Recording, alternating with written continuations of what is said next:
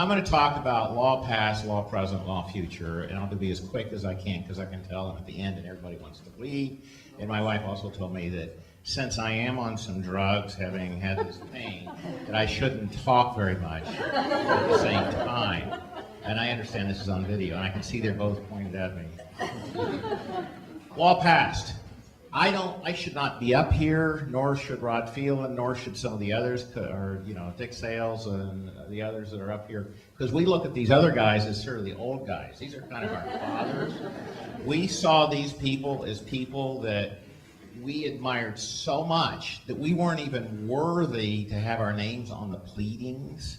When we wrote something, they signed the pleadings. We didn't sign the pleadings. They signed the letters.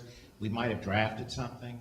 When I came out of school, there was Jack Hauer, Hauerenfeld, Jimmy Coleman, Don Case, Stanley Neely, and I'm sure I'm missing Bramblett over here, and a few others around here that were just our heroes.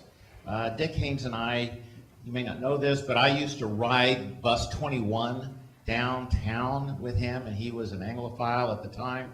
Loved Winston Churchill, found out I did, so of course I would bring all of the books that I had read about Winston Churchill so we could talk. And here was an old lawyer. He wasn't old at the time, but he would talk to me, and it made me feel like I was worth something. And that's what these guys did. They made me feel like I was worth something. Jack Hauer was my hero. Now, I did not have the pleasure of practicing with Jim Coleman. My wife did. There's all sorts of things he did for her, which I won't go into right now, but I always have admired him for that.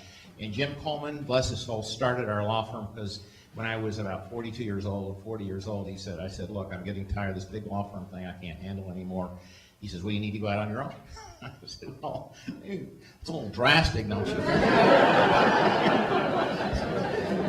And so, but that's how. So I fully feel like we owe these guys a lot because the honor and so forth of being a lawyer, we just felt like we were joining this club that was amazing, and it made me feel so important to be part of that club.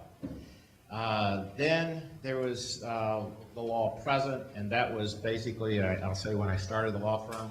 It looked to me, when I looked around, that the large law firms were getting out of litigation, and there were firms like Sussman Godfrey and a few others that basically made it okay to hire small little litigation boutiques. It wasn't dishonorable to hire these small firms to do this kind of work. And what's more, we could charge these fees on blended rate deals, and we could actually maybe make some money if we were lucky. And so we started up, and lo and behold, it turned out to be a great idea, and clients actually like you to charge more if you win, and charge less if you lose, which is what I think is an alternative fee. I don't like the alternative fee situations where I'll give you all my cases, but you have to charge me 20% less. That's not my idea of alternative fee.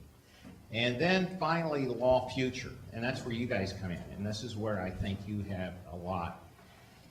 The big challenge on litigation, at least on the commercial side, which is all I work on, is essentially, remember, commercial litigation is all about the 8th commandment, thou shalt not steal.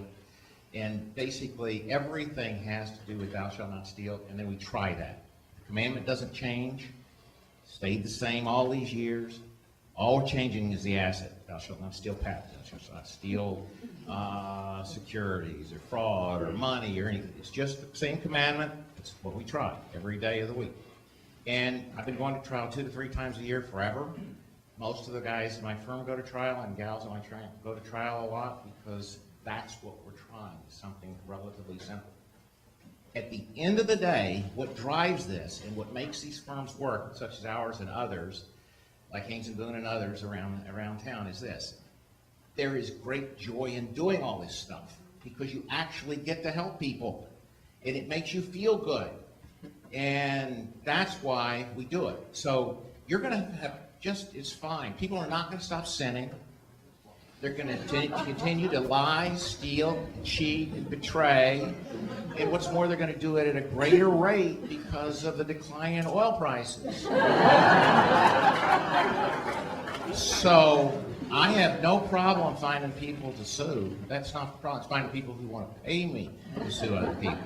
So if y'all ever have any questions or you get depressed, I'm a good guy to come talk to because I just don't get depressed. And my partner in life, Barbara Lynn, has generally been the one who's kept me on the straight and narrow. She told me when she discovered me, I wasn't even diamond in the rough. Basically, I was carbon. Thank you.